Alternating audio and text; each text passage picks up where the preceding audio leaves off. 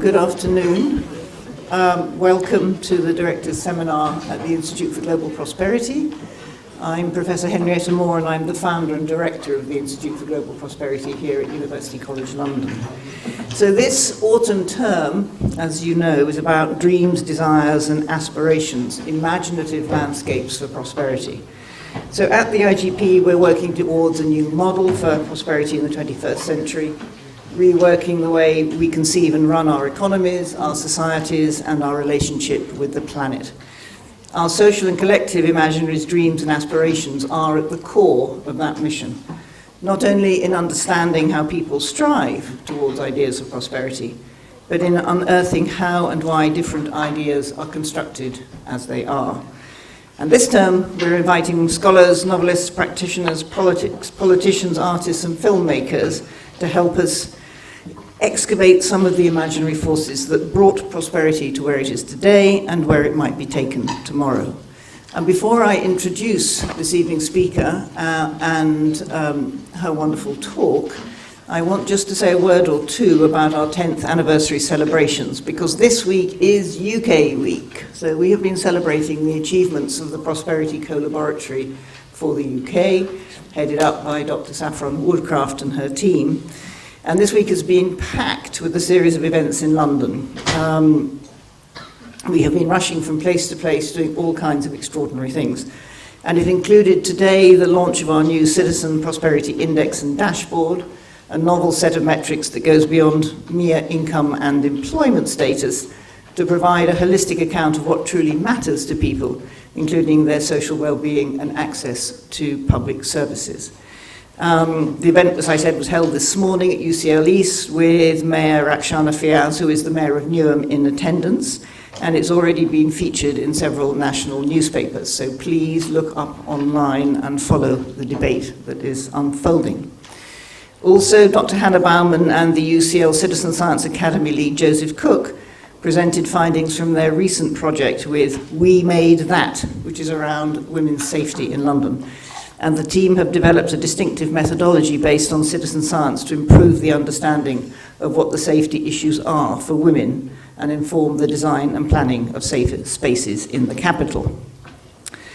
So we also have been having a fast forward meeting, and they led, the Network for Fast Forward 2030 led an industry talk on building bridges for impact, collective pathways to achieve the United Nations Sustainable Development Goals. And we heard from entrepreneurs and members of the Fast Forward 2030 board talking about how to leverage partnerships in this space to maximize impact.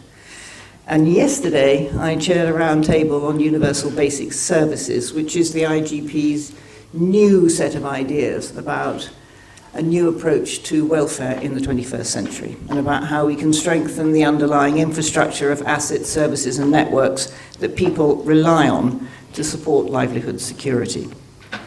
So this afternoon, we're going to hear from Professor Beth Perry, and I'm going to tell you a little bit about her talk and then introduce Professor Perry to you. So, co-producing pathways to prosperity, a question of epistemic justice. Co-production is increasingly recognized as central in pathways to more just urban futures, with the aim of enabling prosperity to be enjoyed by the many and not the few, through doing with, not to, as the mantra goes. And yet all too often the politics and structural inequalities that hamper this aspiration remain hidden. And in this seminar, Professor Perry will reflect on current debates on the strengths and limitations of co-production, asking why urbanists care about co-production. Do the challenges outweigh the benefits? And how can we reposition co-production as an epistemic practice to realize more just cities? Now, we're incredibly lucky to be able to welcome Professor Perry here today. She is the Professor of Urban Epistemics and Director of the Urban Institute at the University of Sheffield. And her work bridges urban studies, science and technology studies, sociology, political science, and geography, and focuses on the politics and practices of knowledge production in society and its potential for place-based transformation.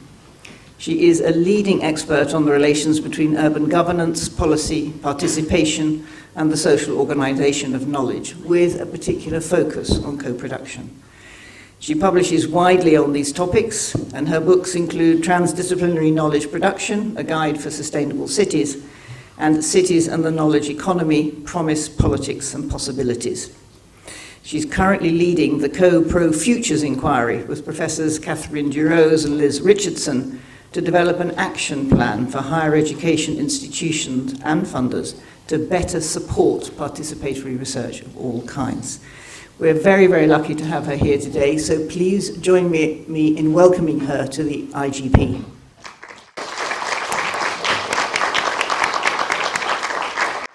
Thank you very much for that very warm welcome. It's an absolute pleasure to be here and to be part of your UK Week. I've already been very blown away by the incredible things that you're all doing here at the Institute for Global Prosperity, and really taken by how working with communities to rethink the very idea of prosperity itself is at the heart of this mission. So I've been asked to talk today about pathways to desirable urban futures. And as Professor Moyle just said, I'm going to focus on co-production and the question of epistemic justice. I have an interdisciplinary background, but I'm now director of the Urban Institute, so my focus is going to be on cities and communities. But I hope that it has wider relevance for you in whatever sectors and places you're working. I'm going to give a broad overview of some work that I've done over the last 20 years, which I hope will be some food for thought. And what I really would like people to take away is both a caution against too over-optimistic an embrace of co-production, whilst also recognising its strengths, and a call to position co-production within this wider narrative of epistemic justice as central to the pathways for more sustainable urban futures.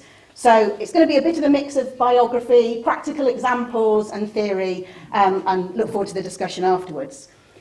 I want to start, like all good academics, and like the Institute for Global Prosperity itself, by kind of unpicking the question a little bit. What kinds of futures are we really talking about?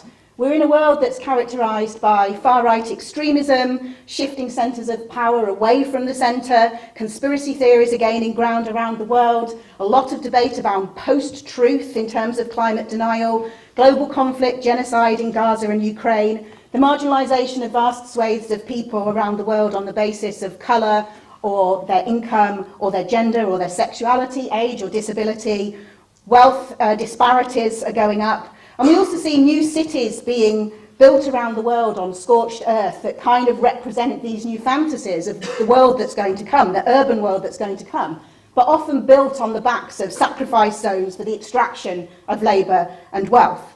These are actually not futures, these are nows. This is happening now, and I think we really need to think very carefully about what kinds of future we want. And who then is we? Who gets to decide what is desirable and how we might get there?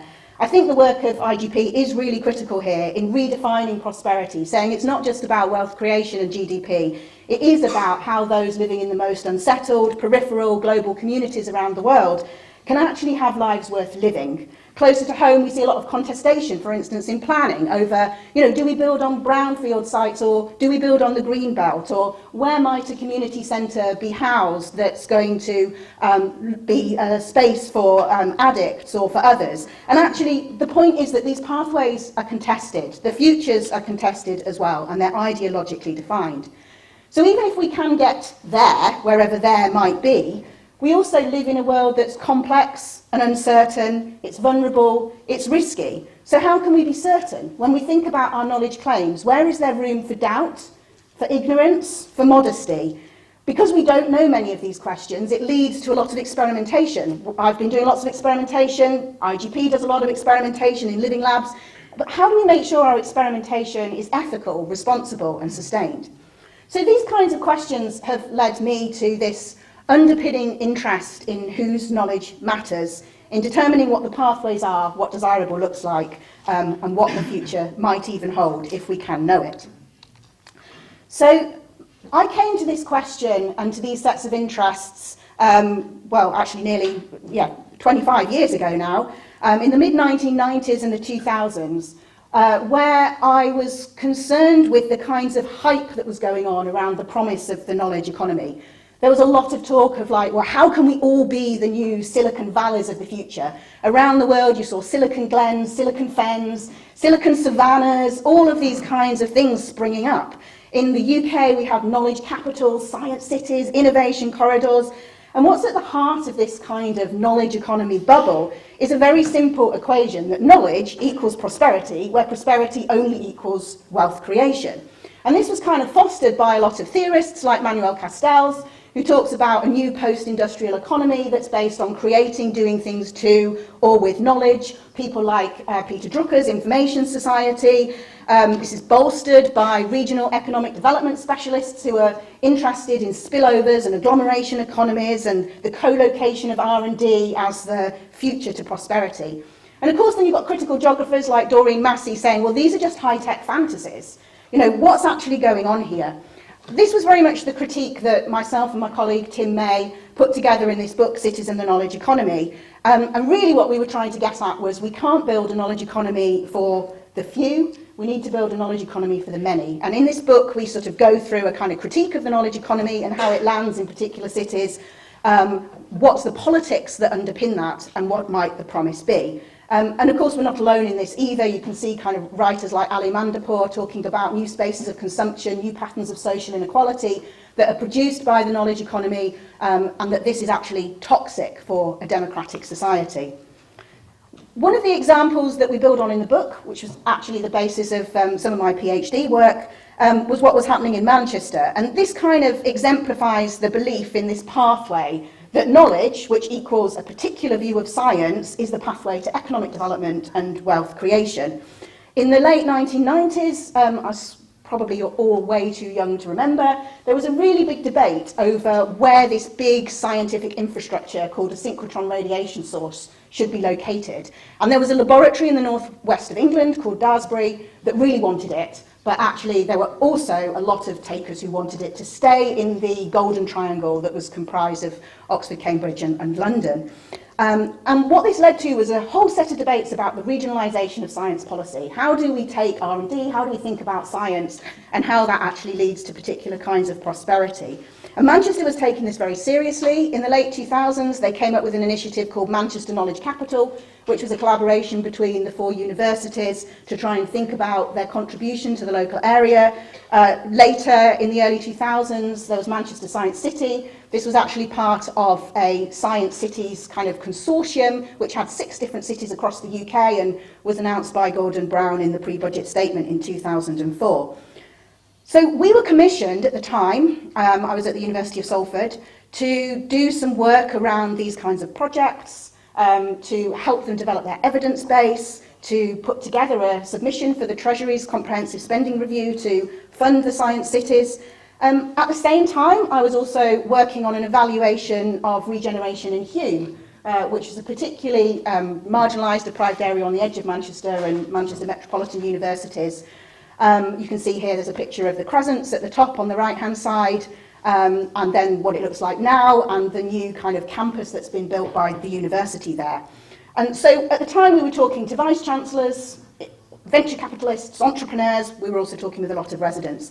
And 2 things really became clear. The first was that this kind of assumption of trickle-down was just a kind of automatic belief. I remember interviewing one vice-chancellor and asking why they should now have regional development funds that would otherwise have been allocated to other kinds of activities, and what were they going to change about their practices to justify that money, and the answer was nothing. And I think this really led to a kind of reflection, a disillusionment on my own part, about how universities were really just becoming part of urban growth elites, the urban growth machine, where there were strategic actors and landowners and employers. They were in the business of knowledge, but the knowledge that they produced didn't seem to matter. So this was a very particular pathway, and it really changed how I thought, at least, about how we produce knowledge and what it's for. And that led to the second kind of core part of my own work, which was, if the business of knowledge is becoming big business, then how do we think about the knowledge that we produce ourselves? So Tim and I also wrote a book on reflexivity, in which we were really interested in how knowledge is socially constructed, how data and facts are political. They do not always speak for themselves.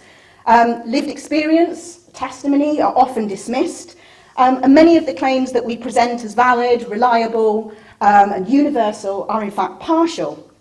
I think there's this really interesting quote from Bertrand Russell at the top here about both dogmatism and scepticism being absolute philosophies, the certainty of knowing, or at least the dismissal of all knowledge claims as if we can't know anything. And I don't think either of those are reasonable positions to have. But we do need to have a bit more modesty about how much we can know, how we know it, who we know it with, and obviously that's getting me onto co-production, and what that means. So for me, this kind of led to three core reasons why I started thinking that co-production would be a really interesting pathway, an important pathway to more desirable urban futures. The technocratic fantasy of the knowledge economy, the limited ways in which universities were seeing their roles in urban development, even though they were successfully getting quite a bit of money for it, and a set of questions over how we think about our own knowledge claims and practice. So the kind of 10 years since that work has really been around trying to test the limits of the extent to which co-production is a pathway to realise more just cities. Can co-production help us combine knowledge and skills to address ever more complex urban problems? Can co-production address the democratic challenge, the need to develop more inclusive and democratic forms of decision-making? To what extent might we see co-production as a pathway to help actively address the urban inequalities and spatial, social and environmental injustices that we face around the world? I was very fortunate to manage to put together a programme of work between 2010 and 2020 to start looking at some of these questions. The programme was called Realising Just Cities. It was very much a kind of, I was talking to Saffron about this earlier, a bricolage project where we combined lots of different funding sources to try and make it happen. It had multiple stakeholders. We had around 14 action research projects as part of the programme that were locally defined on questions from climate change, economic injustice, social inequality, food, spatial planning, etc. And loads of community researchers, participant researchers. I think we counted at the end of the programme something like 300 co-researchers that have been involved one way or another over the 10 years, and formal partnerships with over 60 organisations. This started in Salford, but then when I moved to Sheffield, the work moved with me. And so we sort of developed a North of England axis, but it was very much comparative with other partners in the wider centre in Sweden, South Africa and Kenya. The centre was called Mr. Urban Futures. It was a sustainable urban futures research centre with headquarters in Gothenburg, funded by the Mistra Foundation and the Swedish International Development Agency.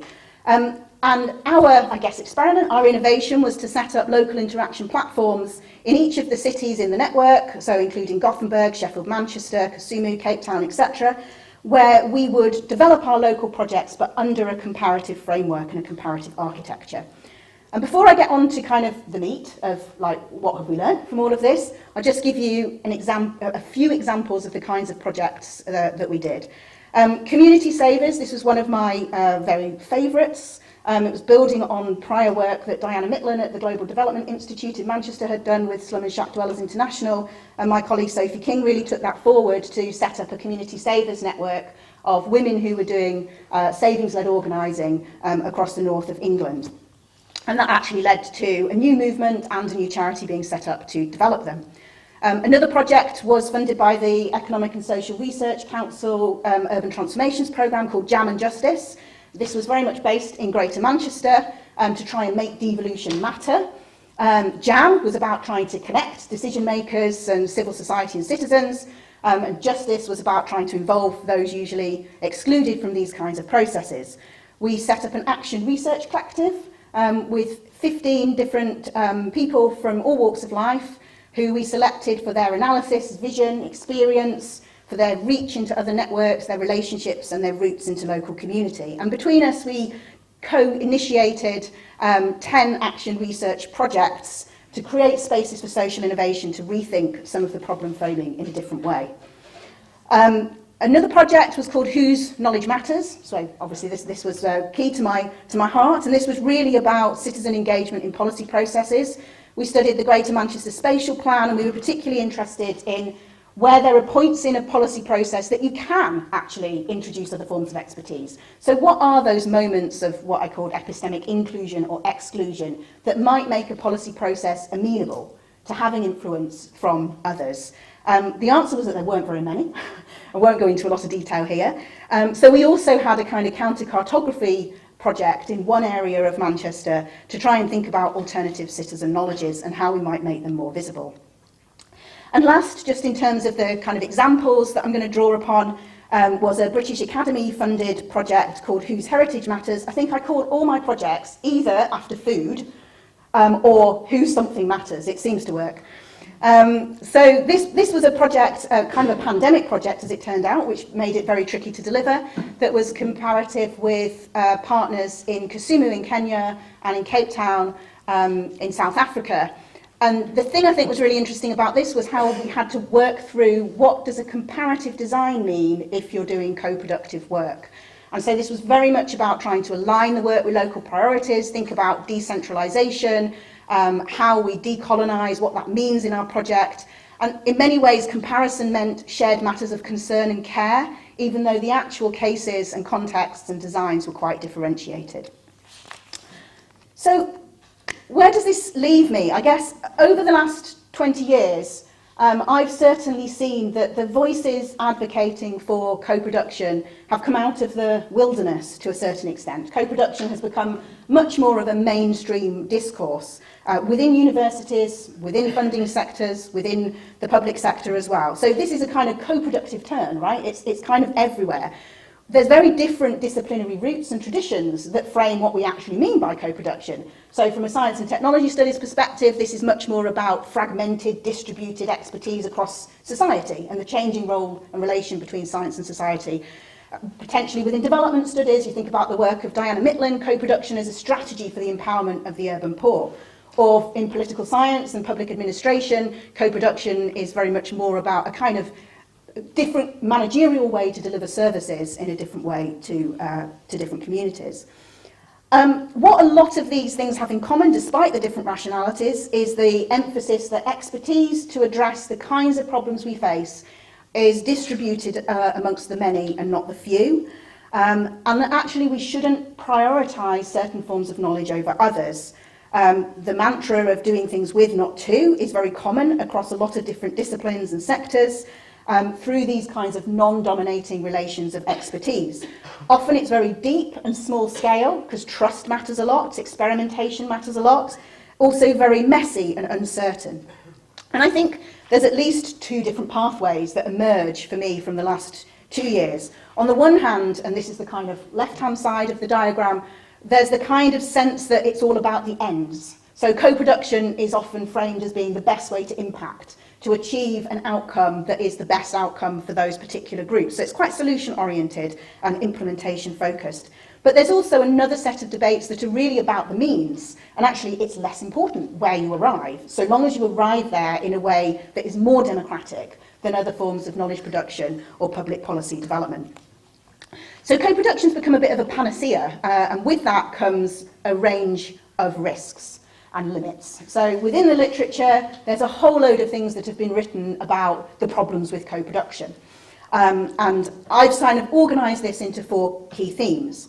I think the first kind of limitation to how we might think of co-production as a pathway to more just cities or more desirable urban futures is what I've called contradictory epistemic myopia. Sorry, I'm getting woolly here with my phrases, but what I mean by that is that there's actually still some very strong knowledge hierarchies that frame whose knowledge matters and what is valued in society. Traditionally, the social sciences and arts and humanities have always had to fight hard for their place to be recognised as valid forms of knowledge, just as we've seen with lived experience and testimony. But I have some concern that sometimes co-production reinforces those hierarchies by ignoring other forms of data knowledge and spatial intelligence. And so you kind of get co-production as a separate pathway that's disconnected from the bigger knowledge industry of city science, which is actually just carrying on untouched. And I actually think that's why the kind of recapture of the prosperity narrative that you guys are doing here is so important, because it's like this kind of cripping of the narrative from the dominant economic narratives. I think the second thing is the consensus fallacy. I think, co-production is messy, it's uncertain, it's unpredictable, it can be contested, but it still contains within it this really strong logic of resolution, the kind of need to find a solution, the impulse to unify, to integrate, to synthesize, which I think can be totalizing. So we end up with quite a strong consensus bias. And so there's a danger that even though it's trying to recognise different forms of knowledge and contestation, it actually also could perform epistemic closure, certainly under imperfect conditions, and they often are. The third thing is around power, and a lot of the critique of co-production is that it's kind of additive, it's nice to have over here, but the main business of whatever is happening is pretty much untouched. And so these kinds of systems of vested interests or power or institutions just carry on regardless.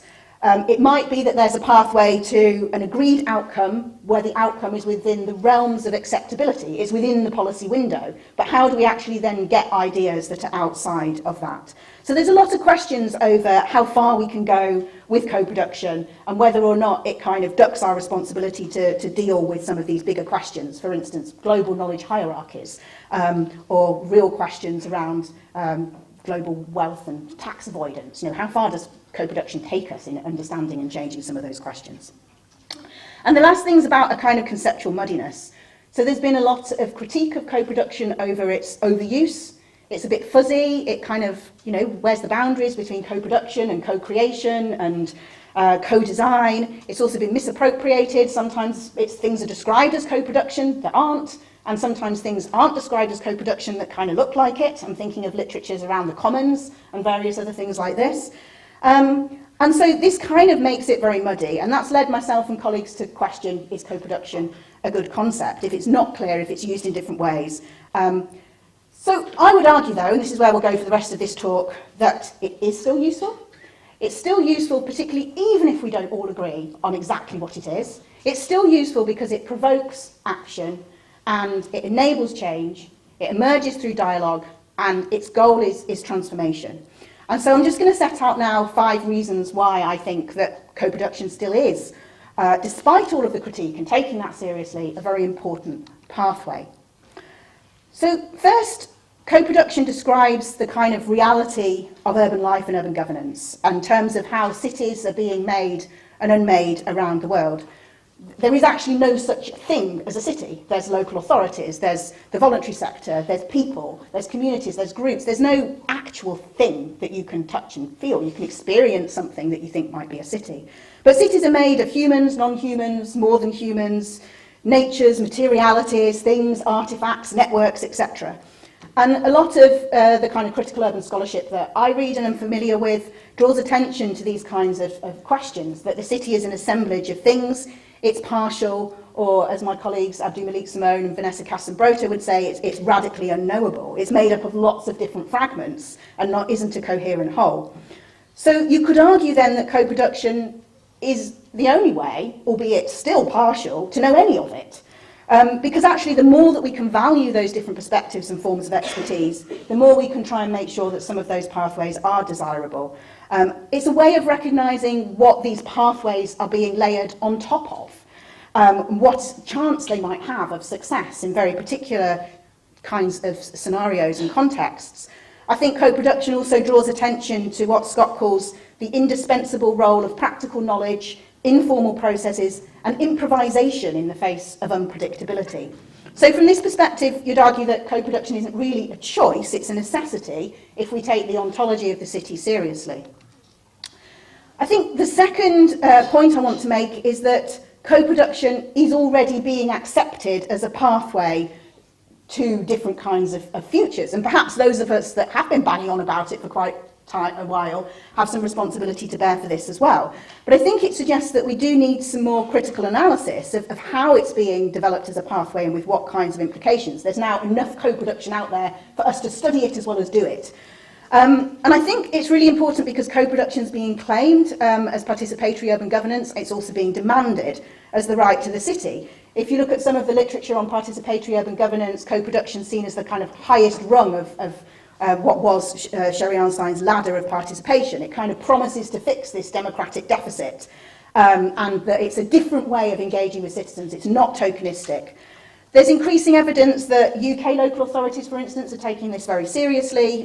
This map's a little out of date now, but we were trying to map on, like, where had we seen the use of co-production in local authority strategies and in which kinds of areas. I think the challenge, which we've written about through reflecting on our work and analysing some of our data, is that in the UK context where we have local authority budgets having been reduced and their capacity reduced, where we have very centralised decision making, local authorities are turning to co-production in order to try and do less, to do more with less, sorry. And this constitutes a kind of like passing the responsibility, potentially, under conditions of austerity, to deliver kinds of services with citizens or community groups. So we coined this term austerity co-production, not because we're saying it's happening everywhere, but to draw attention to this risk, to the risk that it's a weak form of collaborative governance that actually isn't paying attention to the institutional conditions that would make co-production work. So we did a whole set of interviews with local leaders in Greater Manchester and in Gothenburg, and what we found was that co-production was often seen as a means to enhance the legitimacy and effectiveness of the local state itself, and that actually they therefore really only wanted to co-produce with particular citizens who would already probably accept certain kinds of outcomes and pathways. So the danger here is that co-production becomes just another tool of participatory statecraft. And I think it is the role of scholarship to examine those trends and to try and draw attention to the other more transformative potentials of co-production. So just to turn now to how I see co-production in my work as a strategy to realise urban epistemic justice. And I think this idea of strategy is really important because it draws attention to the fact that there's not a single method, but it is actually about the tactics and practices of knowledge mobilisation. If you look at the literature on the just city, there's a lot that's been said about distributive justice and procedural justice, but actually less focus on epistemic justice. Lots of people have written about this, but the author that I go to the most is Miranda Fricker, who's a kind of applied philosopher, and she asks us to engage much more with the power and ethics of knowing. So her work focuses on injustice in particular, because she wants to challenge the impression that justice is the norm and that injustice is the aberration. So she argues that we need to look at the negative space of injustice to see where there are wrongs and harms that are being done to people in their capacity as knowers. And so she gives us this quote: "The capacity to give knowledge to others is one side of the many-sided capacity so significant in human beings, namely the capacity for reason. No wonder that in contexts of oppression, the powerful will be sure to undermine the powerless in just that capacity, to undermine their capacity for reason, for it provides a direct route to undermining them in their very humanity." And I think this gives us a real potential pathway for co-production to firstly enhance the credibility of different people as knowers in their own right. And that's what Miranda Fricker calls testimonial justice. And secondly, to develop new ideas and concepts that accord with people's actual experiences, and then new languages to actually be able to articulate the new harms done. And that's hermeneutical injustice. And in her book, she uses the example of sexual harassment, saying that before the term came up, before enough women had said this was their experience, the term was then used, and then that enabled other forms of injustice to be seen. So this is a real key structure in my book. I think I'm just going to skip over this and carry on with the main argument, except to say that I am trying to put this into practice, although in some ways it feels very difficult to do so. But the question for me here is, how do you stay with the trouble as an academic? How do you stay working with community partners or local groups when funding runs out, when there's no coherent structure, when perhaps you haven't got the support of your university? And partly it's because you have to mobilise all these strategies and tactics of knowledge mobilisation. So I'm doing some work at the moment with the local community in Sheffield and with other communities where they've got primary schools in very low income areas to think about how schools can be integrated community infrastructure. But a key part of that for me is how they're part of the knowledge infrastructures. How do we mobilise school-university partnerships to actually try and change fortunes in some of the most deprived areas in the UK? Maybe we can come back to that later. But just diving kind of back into the theory, I guess, I think the fourth reason to still believe in co-production as a pathway, despite its detractors, is to reclaim its merit in navigating a pathway between critique and engagement. So some of the criticisms of co-production have been because people cite this danger of getting too close. Right? You're too close, you lose your independence, Maybe people get co-opted or captured into particular kinds of dominant agendas. But I think that approach is actually based on a very traditional view of critique, which sees academics as experts, as distanced, impartial observers of a singular world that we can somehow know properly if we get the right method. So what if, rather than co-production being about doing with, co-production is about thinking together? And I think that's really important, because if we think together, we are imagining different futures and pathways. If we do together without having done the thinking together, we may just be repeating what's already happening. And I think this quote at the bottom here from Luke Boltanski gives us a kind of really good basis for thinking about this. So he argues that ordinary people are not sunk in illusion, but have critical capacities themselves in situations of everyday life.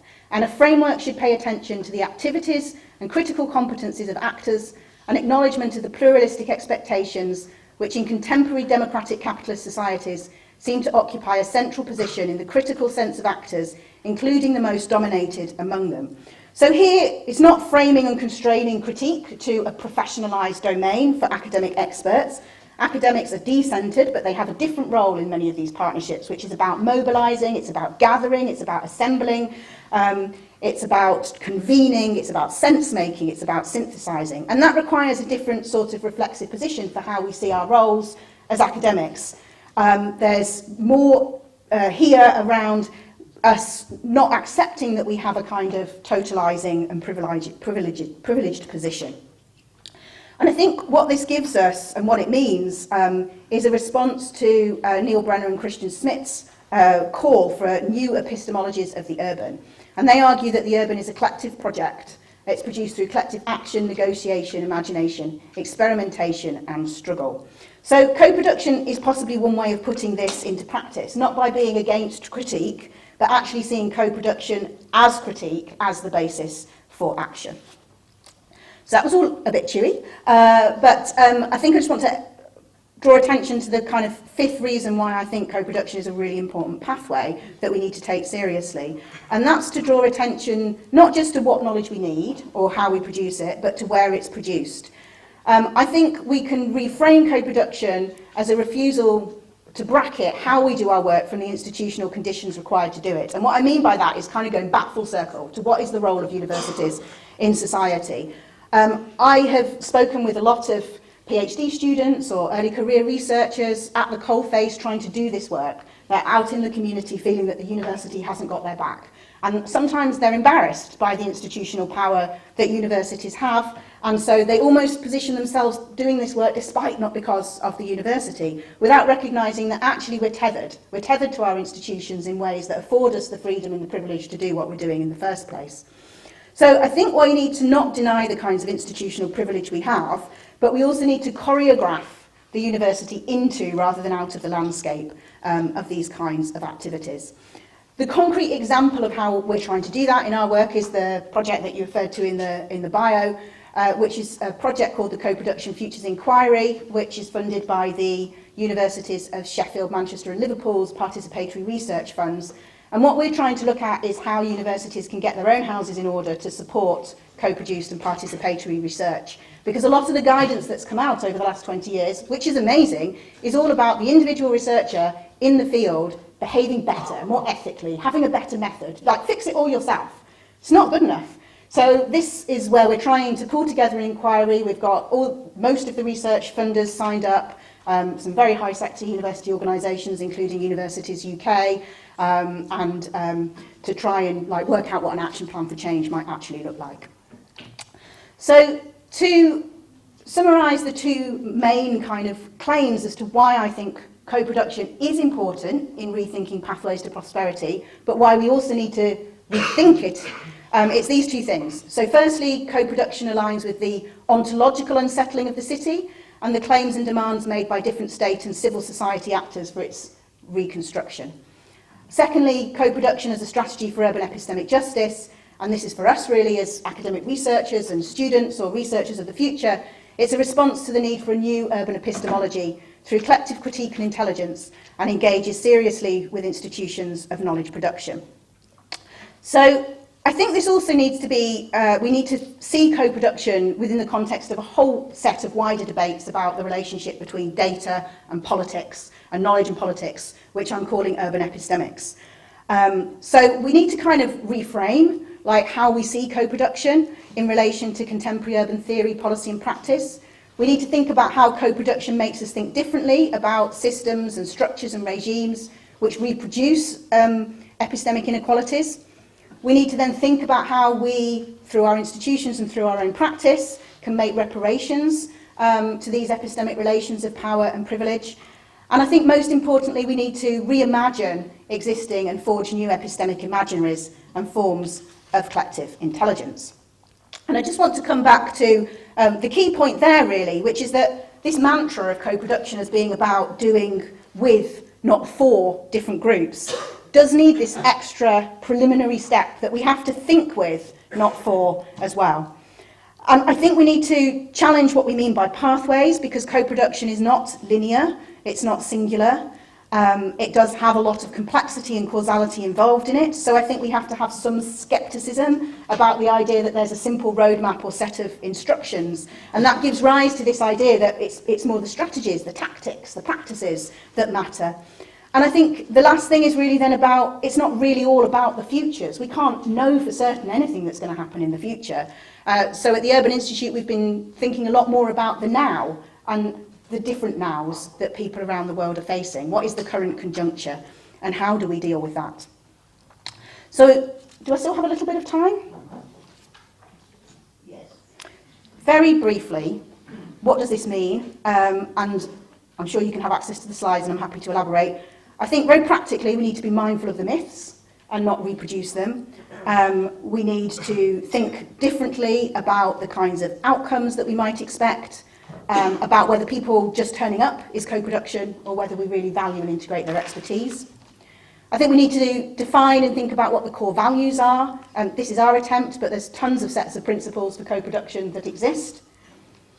I think we need to rethink our role in some of these programs and processes, and what that means for leadership. So is our role to build relationships? Is it to identify and incorporate all the different expertise? Is it about creating people's space for people to take responsibility for what they want to do? And importantly, how do we work with power in our co-production projects? Are we trying to redistribute it? Are we trying to work with it? Do we therefore need flexible and relational designs, or do we need some very clear and formal designs? So these are all questions about how we rethink leadership. We also need to really get our heads around this idea of good enough, because there's been this kind of widespread expansion of co-production. I think there's also been a bit of a backlash that's quite purist, which is all about kind of, it has to be authentic, it has to be not be tokenistic, it has to be genuine. And I agree with all of those things. But I also think they're potentially standards by which we can only fail because of all of the politics that's involved in these processes and the antecedent dynamics. So we aim for them, but we also need to be very clear there isn't a blank sheet when we start any of these processes up, when we're working with communities or working with civil servants. We can't control all of the variables. So I am tending to pragmatism rather than purism, and having really good conversations about what's good enough. I think there's a set of issues around those practices and how we develop different kinds of practices for bringing people together and in what kinds of ways. And I think also it's about bringing ourselves into these processes. So I really like this quote around praxis rather than practice, which is that it's about a political and ethical form of being where we don't actually give up on either critical theory and critique or on engagement, but they relentlessly confront each other. And in my experience, there's these three key things that define this practice. One is around how we define the space, one's around the kind of epistemic choreography that we do to intermediate between different knowledge claims, and the other is about how we kind of balance the value that this has for different groups. So I think I'm going to stop there. I actually think a lot of the work that the Institute for Global Prosperity is doing is really taking us forward on these kinds of questions. So look forward to the conversation, and thank you for listening.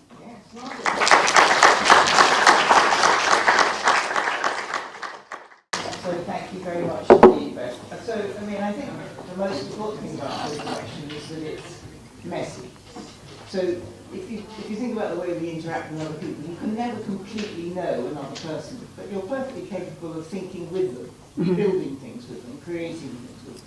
And so co-production is a bit like that. It's not that there's a certain way of understanding that person which you have to get to in order to have a conversation with them. I mean, I think that the philosophical principle there is that reaching out to others builds relationality. And it's in the relationality that new ideas come forward, new ways of doing things. I mean, I feel that quite strongly, and I think that's why, you know, that being involved in co-production as part of the research you do is very much a matter of engaging personally with what that research means to you and to others, and understanding where they're starting. So that would be one way of responding, I think, to the very interesting principles that you were discussing at the end. But let me start by asking you, so co-production, as you said, is now incredibly popular. I mean, it's more popular than chocolate. Maybe not in my household, but... Okay. Well, I mean, everybody's doing co-production, claiming to do co-production here and there and everywhere. And of course, now it's become part of policy experimentation, particularly at the urban level. So local authorities, for example, local governments are always saying, well, you know, we need to consult the residents or have some co-production with them. So how do you see this question then of the experimentation of policy through this process of co-production? I mean, where are the boundaries and difficulties there? Excuse me, I've been talking all day. Where are the boundaries and difficulties there around formulating policy through processes of experimentation when the situation is uncertain and you don't know the outcome? Yeah. Or can't know the outcome? That's a really interesting question, and I think I maybe got two initial responses. Yeah, I mean, I think first is just to think what we mean by an experiment. Yeah. Which obviously is a language that comes from the natural sciences, and it anticipates a closed-ish system where we control the variables, we do something, and we can test what impact that particular intervention or activity has had. I don't think that's really what we're talking about. So I do think there's something about experimentation as opposed to the experiment itself, which is very processual. And I think the other thing is about these experimentations at the urban level. They're very partial because ultimately I think local authorities can't afford to do it if there's a lot at stake. So it actually comes down to two things. What's up for grabs, and that depends on how much power and autonomy local authorities have, or how much power and autonomy combined authorities have, and what's at stake. So when we work quite closely with the Greater Manchester Combined Authority, and we developed a process for them called Developing Co-Productive Policy, and we mapped out in all of the different policy areas what's in your gift, what's not up for grabs.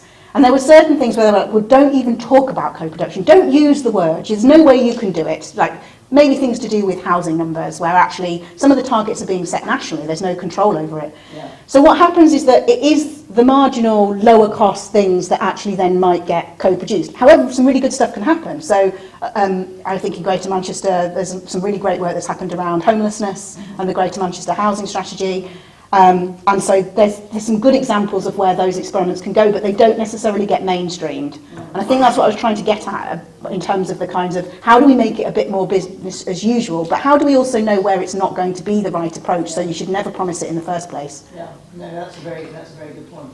So you can't just use it in the context because you're promising things that you can't do. So there's a huge ethical problem. We developed a way of trying... Sorry, may I? Yeah. So we're testing like the extent to which PhD students might be able to be embedded in some of these organisations to help develop this capacity. And so I had a PhD student embedded in the Greater Manchester Low Carbon Hub. And we're helping to develop the environment strategy, and there was going to be this big environment sort of summit. And I remember this point where we said two things. One was you have to close the loop. You've done all of this listening, but you haven't shown anyone why any of it has made a difference to any of the actual priorities or things you're going to announce. And the second was, don't stand up and say you've done co-production just because you've had this PhD student. You haven't. Okay, we're obviously very tough in the right places here. But the thing about the urban and about cities, which is immensely interesting, is that cities have been, in a way, high-tech fantasies for a long time. I mean, the ancient city of Thebes, built 2,000 years BC, wasn't a massive fantasy and a high-tech fantasy at the time. And then we think about high-tech fantasies now that are being built in Saudi Arabia, or there's a very moribund high-tech fantasy outside Nairobi in Kenya. You know, they're everywhere. They're all over Africa, these massive new high-tech fantasies that are coming up. So when we're thinking about what is the future city and trying to imagine net zero or dealing with climate change or making cities 15-minute cities or making them more livable or all these things we want to do with our cities, I mean, how do we know when we're actually dealing with things which are transformation and how, as opposed to just having a fantasy about how this thing will work? I mean, what's the boundary between imagining it and realising it, or how do we see that? I mean, because it seems to me that cities are basically quite fantastical spaces anyway. Yeah, I think that's a really good point. I think there's something around who's doing the imaginary and what capacity they have to be able to imagine in the first place, and that is a privilege. Yeah. It's also, I suspect, part of your definitions of prosperity. You know, is prosperity the ability to be free from hunger, to have secure livelihoods, to be able to send your children to school, so you have the mental space to imagine in the first place. So I think that's why we're also thinking about the now, because all of those fantasies, and I think, you know, there's an amazing research unit in Canada that's actually been mapping all of these new cities that are being built around the world, like 150 new cities even more than that. And they are all high-tech fantasies. They exist in people's imagination. Sometimes my colleagues have done this. They turn up and they go to the showroom and there's a really fancy display that has wonderful graphics. You probably all get it coming up on your social media feeds, like the new Maraba, and it's like, wow, that's amazing. You go there, there's nothing there. But then other places you go and it's being built because someone has the money and resources to make that imaginary happen. So the line is an example you're talking about in Saudi Arabia. So you know, it's attracting the rich. Yes. You have to sign a social contract that you'd have 24-hour surveillance if you were going to go and live there. There's all these other kinds of things about living in these spaces. But I think my main point is that actually the freedom to imagine is a privilege. Yeah.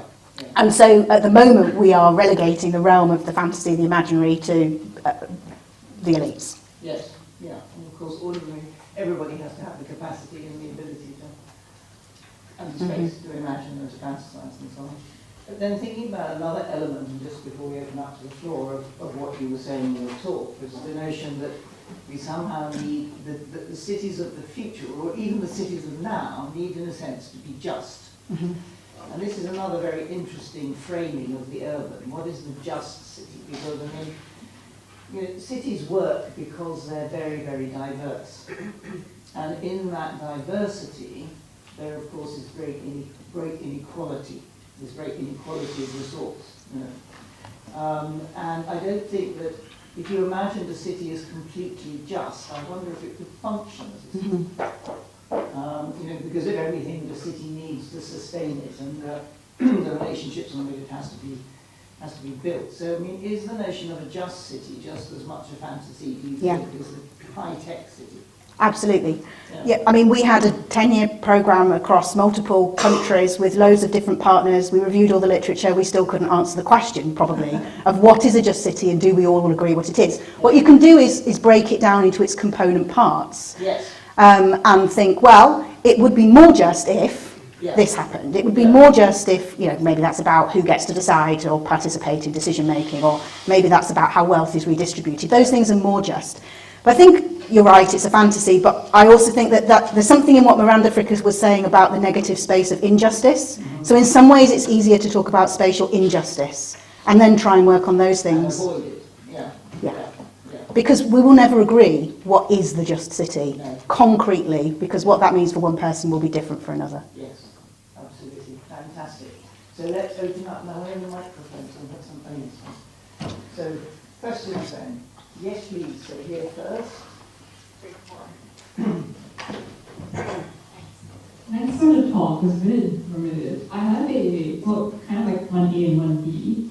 1A is how do you pick which topics are sort of right for co-production?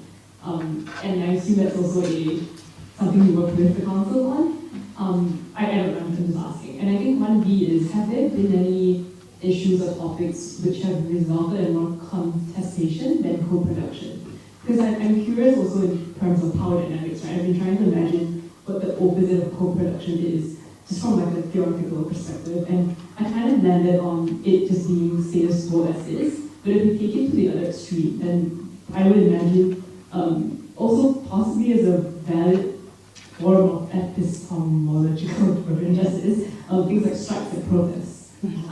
And that you could say reclaims power as much as co-production. So I'm just wondering if you've done some research around that.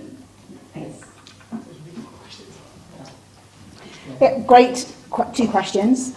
How do you pick a topic for co-production? I guess it depends who you are. So when we were talking with local authorities, we said, do you already know the answer? If yes, then it's not co-production. Very simple. So we're actually a few tests that you can do. Are you open to something happening that you haven't anticipated? If no, it's not going to be co-production. So we just gave them these very simple questions. And then the second part, so that's really about your preparedness to actually culturally engage in the journey. But the second thing is that actual mapping of whether or not it is in your gift to share the power, that there is actually something that groups can influence. I think the point about contestation is really interesting. At the Urban Institute, we all use multiple methodologies, and there's lots of skeptics, and we all do very different things. So some of my colleagues are studying the ultra-rich. They're not likely to get a co-production project off the ground. They're lucky if they can get an interview with any of these billionaires, right? So very different methodologies are required, perhaps to produce the same outcome, less injustice. So we're all sort of more united about why we might end up, but we are methodologically plural, because co-production may not always be the right strategy. I don't know that there's a direct opposite. I mean, I guess the most direct opposite would be when you are on your own, just observing and watching, or I guess it gets contrasted with extractive research quite often. But I think we need to be a bit careful about the ideas of extraction, because an interview is not always extractive. Like, you can actually constitute a lot of meaning in an interview space, and quite often if you do a really good interview, the person will say, oh, you made me think really differently then, thank you, I really love that, I don't often get the chance to talk about my work or what I do. So we do have to be a bit careful. I don't think there's an exact opposite, but they're really good questions. Yes, there is the problem of what happens when people violently disagree with each other when you're working in a focus group or whatever, which they do. Yeah. Which is part of the problem, I think. Is your point in your talk that you can't always work towards consensus in co-production. Yes, and I also think you can't necessarily call it co-production until after you've done it, depending on what everybody thinks happened. Okay. So, I mean, we can all pitch to funders that this is a co-produced project and this is how we'll do it and look at our beautiful ethics. Yeah. And you've got all your partners lined up. But ultimately, the only time you will know whether you did anything like it is at the end. And that's about a sort of self-evaluation, it's about group evaluation. And for me, it was about people having this sense of good enough. So the picture I put up on the wall was this big participatory design trace we did of the whole project. And we even had little pictures of our faces. And we put our faces on highs and lows emotionally. Like, how did we feel? What was happening? And there was this whole time where I was like bumbling on the bottom. I was really like, oh my God, this is really hard. But at the end of the process, people were like, that was fine, it was good. No, it was just a bit sticky. We didn't agree, but we got through it. And we had this whole process for talking about the elephants in the room. And ultimately, we got through them enough that people felt happy it being described as a co-production project. Hi there, thanks. I love the talk. I had two questions. I'll be sneaky as well. You mentioned a lot of potential stakeholders involved in co-production. In a more meta level, does co-production look different or have different outcomes when it's not a university or an academic involved in it? An NGO, for instance, or some sort of other organization. And secondly, we're talking a lot about urban co-production. I grew up in a small village in England, and I do some research on rural revitalization in China. And does co-production look different in rural contexts? Is it easier, more difficult, or are there different outcomes when you leave the city? Thanks. I'd love to be able to answer either question. I'm hoping maybe someone else in the room can, or someone from the Institute for Global Prosperity. I mean, the answer is that, so my evidence is based on three things, which don't put me in a great position to answer your question. One is that I've largely been the academic involved in these projects, so they have all involved a university. I have occasionally studied other co-productive processes where it's the local state trying to co-produce with citizens and stakeholders, and I kind of included that in the analysis. I don't know that it does look massively different from those experiences. I was developing a bit of an idea for a paper around this idea of mirroring, that actually there is a kind of mirroring between the challenges we face in the co-production of research and the challenges that local authorities might face in co-production of policy with communities. I think there's a huge amount of crossover, but haven't been systematic to look at that. And I haven't studied, and neither of any of my colleagues in the Urban Institute, sufficient rural co-productive processes to give you an answer, but maybe if you guys have. Well, we can come on to that in a minute. It's a fair bit of rural co-production. Yeah. Actually, I correct myself in that Kasumi is very peri-urban. Right? I mean, the whole idea of the urban kind of breaks down when you're there. And we found that the kinds of topics, going back to question one, might be very different. So it was a lot more about cultural heritage. There was a lot more to do with, and I don't know if this is to do with the rural dynamic though. I probably shouldn't try and answer that question. I'll leave it to you guys. All right, we'll do that, but we'll come back in a minute. Let's take a question here. Hi, thanks so much. I suppose I have a philosophical question, which is about your view of what knowledge actually is. And I think that's very closely linked to the question of the politics of inclusion in knowledge, because very often those who are excluded on the basis that their knowledge isn't the right kind of knowledge. But at the same time, we shouldn't assume that just because somebody is excluded, that what they have to say should be valid or validated as knowledge, right? Conspiracy theories are a very good example. And I'm quite concerned about this question of what is knowledge, particularly in the context of social media. And Twitter knowledge, Google knowledge, and so on. So for example, if I happen to have a bunch of information about climate change, and all of it happens to be true, that doesn't necessarily make it knowledge any more than if I had information about some sort of conspiracy theory that didn't happen to be true. So yeah, I suppose I wanted to ask for your reflections on what theory of knowledge should we have within this context, I suppose. Thank you. That was the easy question. It's a great question. I don't have a single theory of knowledge that I think we should all adapt. I think for me, I see a difference between knowledge, evidence, fact and truth, which are kind of all implied in what you've said. I think knowledge at one level can be seen as the kind of capacity for reason, and the idea that as humans, we know things based on our own experiences that are entirely internal to ourselves. I think that links to a whole set of questions around belief. Obviously, you've got the whole idea of whether we are thinking anything at all. You can go so far down the line if you're thinking about the relationship between the mind and the body that perhaps we're not all here, all of those kinds of things. I think that the point at which you're getting is really at what point knowledge turns to something that's valued outside of our own human experience, that is then recognised and valued by others in society. So there's a communicative function there in terms of our ability to articulate what it is that we are thinking into a form that is then accepted by other humans. I think that's what Miranda Fricker's getting at with the whole question of testimonial justice as well. Yeah. Yes, you want to come back and say yes quickly and then Yeah, so I mean, I'm going to put my cards on the table here. You're a philosopher of knowledge, aren't you? And I'm... No. Ordinary IGP. So I'm going to put my cards on the table here, and I'm thinking about Plato and the Epistemics.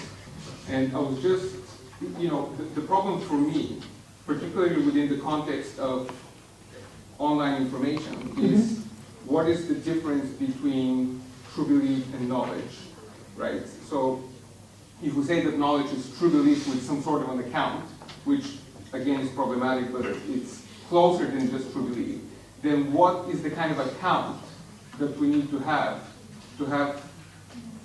legitimate sort of knowledge? What is the kind of account that we have to use, or that we can use as a criteria to have knowledge validated and respected within the domain of public discourse? But to a certain extent, I'm not sure if you are talking about knowledge or if you're talking about truth.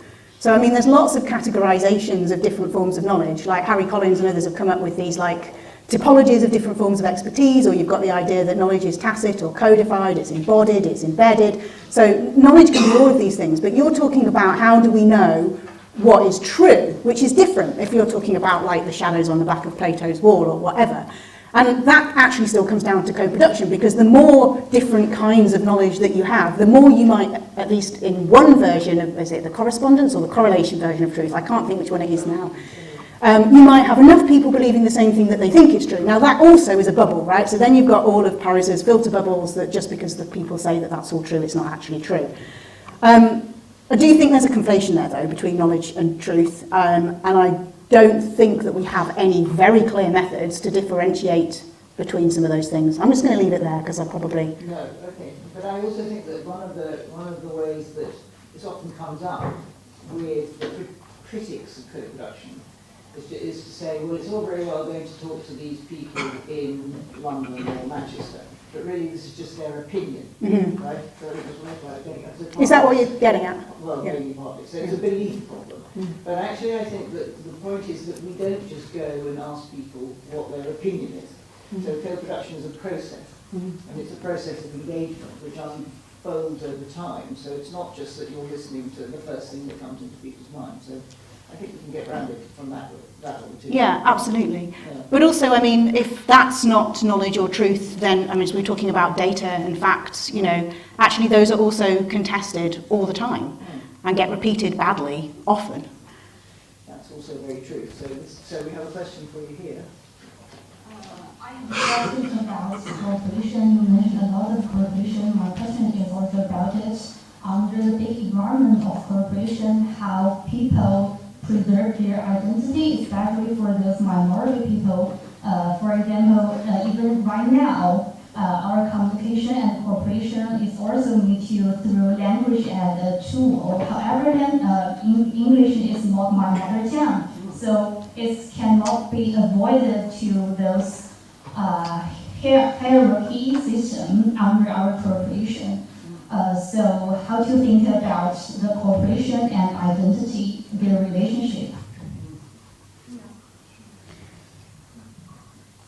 I mean, I think it's a really good question, which we haven't spent a huge amount of time looking at. The partnerships I've been involved in have all largely had English as their first language, but we've had conversations that recognise that problem.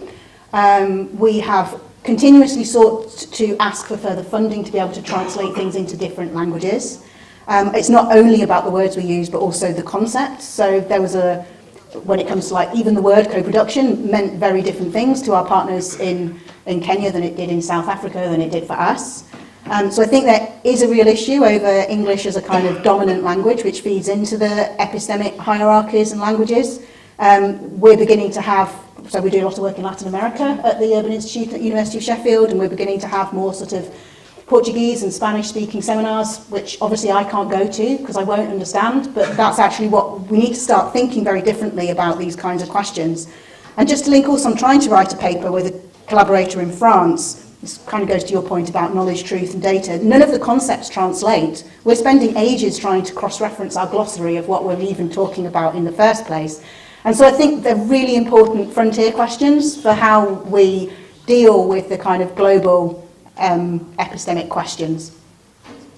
Yes, and that of course applies to the notion of prosperity. So we've done a lot of work on different concepts underpinning the very notion of prosperity itself. Yeah. Thank you so much. So I have a question that relates to co-production outside the university setting, actually when it comes to policy making. It's a contextual question that relates to Kenya.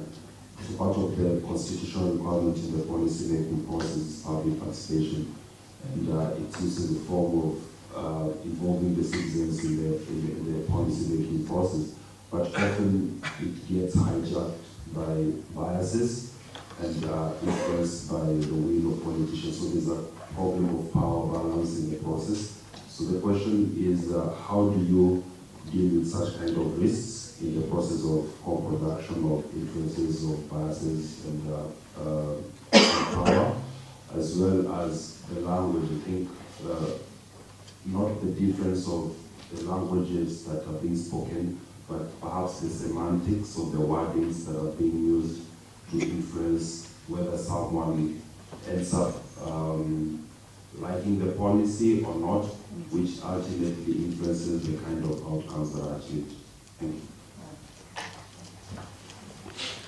I think that's I'd be interested to know your experiences as well. So the design of our centre when we were working in Mystery Urban Futures was that each platform was very much a kind of contained unit on the whole, and so the co-production was happening amongst the local partners who themselves were selecting projects and determining who was in or out of that kind of partnership. But there were times where I was also trying to do co-productive projects with partners in Kisumu in Kenya. And I'm not sure how far I can extrapolate on the basis of my experiences, but some of it was quite challenging. And it was challenging in the sense that because I was the project lead, I also had the funding, which we were trying to share as equitably as possible within the context of UK higher education rules. But it created a power imbalance in that there were many times where I felt I was being told what people wanted me to know.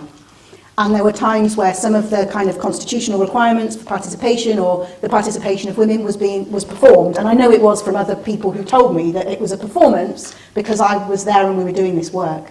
And I think what that points to is you really need to be very embedded over a long time to do that kind of work. I haven't sort of carried on some of that collaboration because some of those power dynamics and questions about positionality haven't been worked through for me personally.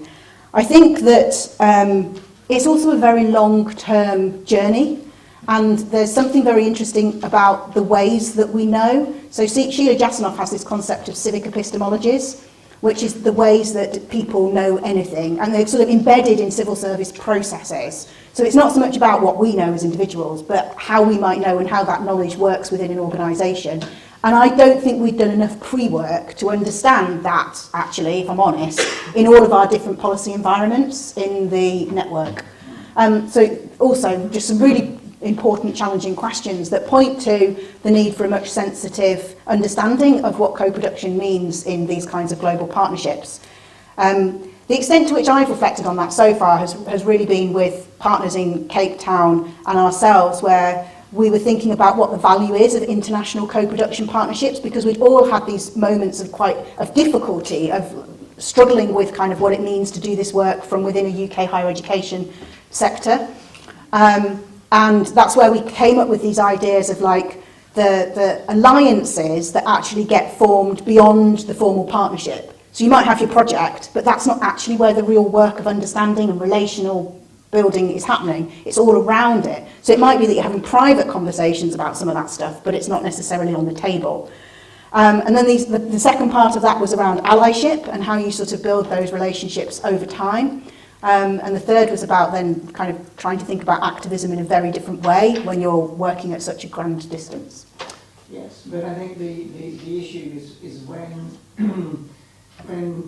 governance requires co-production, right? So that, and it's institutionalised, and then it's captured by others. And Yeah. so this is relating a little bit to the question I asked at the very beginning about what do you do about local authorities and so on. But I think the point there, which was maybe hidden a bit in what I said, was that that's about participation, and participation can mean the turning up of a body, like it's your body that's counted and then becomes a statistic. So we've had a participation consultation process. 25 people turned up, X percentage of them were from this community. So your body has been counted, but your ideas haven't. And so that's why I think you can be democratically included, but epistemically excluded at the same time. Yes, that's very true, because when you have these, shall we say, participation, so participatory budgeting, for example, in Kenya, or many of these things, a lot of the people who turn up to those events are actually old men, because they have time on their hands. So they are the guys who So they Yeah, do all the and I mean- participatory budgeting, and so everybody else is off doing something else. I struggled with this in some of the peri-urban communities that we were working with, where we went there, and I couldn't be there the whole time, I mean, for various reasons, budget not the least of them. But we went to some of the cultural heritage sites, and they had these chairs out, and the community members were on the floor, except for the elders, who were also on chairs next to me. And then nobody had actually told me in our academic partnership what language people would speak, and so actually everything was translated, and it was all very tokenistic in terms of who was then. Everybody was recorded, like meticulously recorded for having been there, but probably 85% of people didn't say anything. Yes, that is a problem sometimes with many of these co-production things. Now, we've had a fantastic conversation, so is there anyone who wants to ask a last question that I've missed? Because that light in my eyes is very difficult. No? Well then, I think we should stop there. We've had a fantastic seminar, fantastic debate, so thank you very much indeed. Thank you for having me.